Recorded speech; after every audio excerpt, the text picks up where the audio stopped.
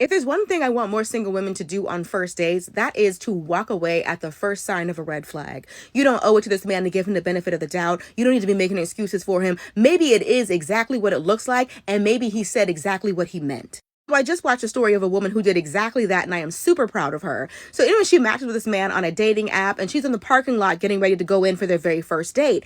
And she's talking to him on the phone, and she's like, "Are you here yet?" And he's like, "No, but go ahead and go inside." So she goes inside, starts talking to the hostess, and she lets them know that they have a reservation. And the hostess is like, "Oh, he is here. He's over there." She points to a man who's in the corner with sunglasses on, just looking her up and down. So she walks over to him and she was like, "Hi." And he was like, "Looks like I won't be ordering dessert. I'll be eating you." Excuse me? She's like, "Well, why'd you tell me that you weren't here yet? And you were right here the whole time." And he's like, "Well, I wanted to make sure that you looked good because if you didn't, I would have gotten up and just walked away." And she's like, "You know what? Let me just run to the bathroom real quick."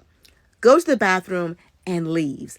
That comment about how he won't be ordering dessert is an immediate red flag. Men who are that upfront about being intimate with you should be a red flag. That's clearly what they're looking for. So these are the same men who put on dating apps. They're looking for something serious, long-term relationship, and they'll be the same men that'll talk like this on a first date. It doesn't matter what he said on his profile. What he said out of his mouth is, "I'm looking for a quick hookup." She saw what she needed to see and she got out of there. And I wish more women would do that. You don't have to give him the benefit of the doubt. Maybe he meant exactly what he said. Maybe he meant to be misogynistic. Maybe he meant to put you down. Maybe he meant to diminish your accomplishments on a very first date. Maybe he meant to try to humble you. Stop giving these men who you do not know the benefit of the doubt because maybe he meant exactly what he said and he meant to do exactly what he did. Now, with those facts, what are you going to do?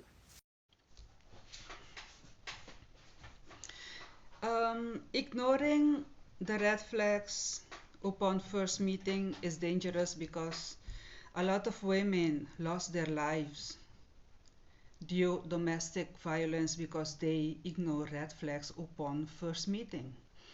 A lot of women were left behind with permanent disabilities, disabilities on their nervous system. They were left severely hurt and injured that they end up like a plant sitting in a wheelchair for the rest of their lives. And those are the worst cases. There are women who survived but are left behind traumatized. You understand what I mean? So, yes, ignoring red flags is dangerous. Remember.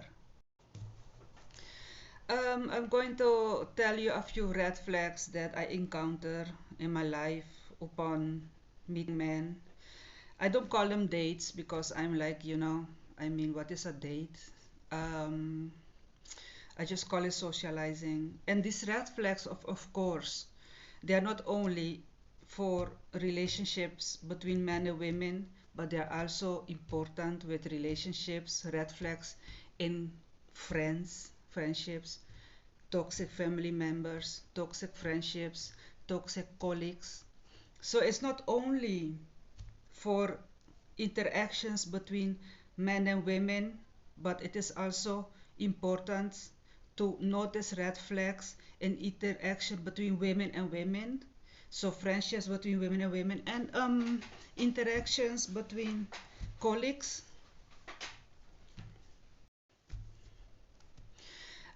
Red flags between men and women, what they call dating. Um, these red flags are often like when they talk bad about women, they talk bad about their ex-wives or ex-previous relationships, whether they were married or not. If they have kids with women where they were not married with, they talk bad about them, destroy other women's reputation.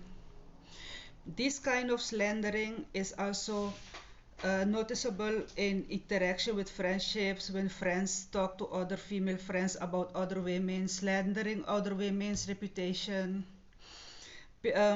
destroying their credibility, calling them names, and this is also with colleagues, female colleagues slandering other colleagues' reputation, etc., etc. Um, Another red flag is, for example, when I'm interacting with men.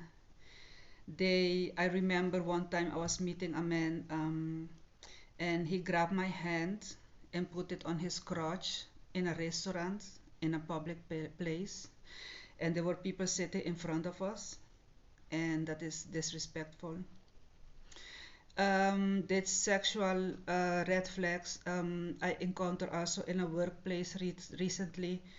That one female worker was actually kind of harassing into my view a male colleague, like asking him about private stuff. For example, this colleague was trying to fix something, and the female this male colleague was fixing a kind of cleaning device. It seemed like a vacuum cleaner, but it doesn't work with electricity. So one of my colleagues approached the man and started to move like sexually, and say like, "Where did you get the missing parts from? From which hole? From which hole? Oh, did you take it from my holes?" These are red flags. So if I'm working with female colleagues and you are behaving like that in front of me with male colleagues, you're giving the male colleagues a bad example of how to treat women. These men are getting the idea that we all women like to be harassed at the workplace. That is dangerous. So yeah. When dating men, another red flag is, for example, gaslighting. I met this man for dinner, and well, I asked him, "What is the reason that you divorced your wife?" And he started to slander her name. He said she's an alcoholic and she cheated on me, and she's a horrible person and everything, and she divorced me. So he told me that she divorced him, but the reason they got divorced because his wife was an alcoholic and she cheated on him. But then later in the conversation, he told me actually the reason he changed another story. He told me that his mistress called his wife, told. Yeah, you heard that right. That man later in the conversation, I think he was getting a bit drunk, but at time, and his story changed, and I think he was feeling in the mood, and he said that he divorced because his mistress called his wife on the phone and tell her that she wants him to marry her, so that he is having an affair with him. So imagine this man was married for over 32 years. And upon asking him why he got divorced, he just he gaslight me by telling me a lie that his wife was crazy, she was alcoholic, she was cheating, telling all these horrible things that were not true.